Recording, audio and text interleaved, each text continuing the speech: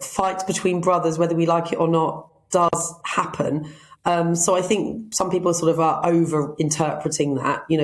Is there some suggestion that makes William unfit to be a future monarch? I think that is all rather overstated.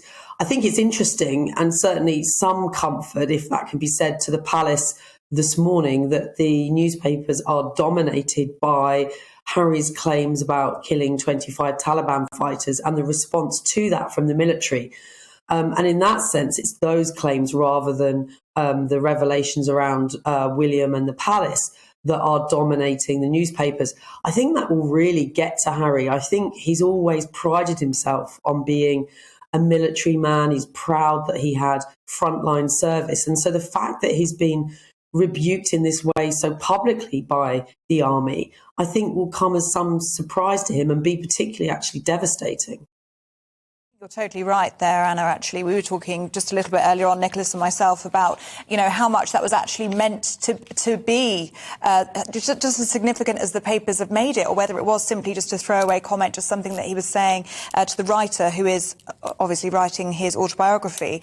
I wanted to ask about the royal family's notion of an heir and a spare, and how much this plays into the brothers fighting, because we see sibling rivalry everywhere, but surely this is sibling rivalry on heat when it comes into a royal family.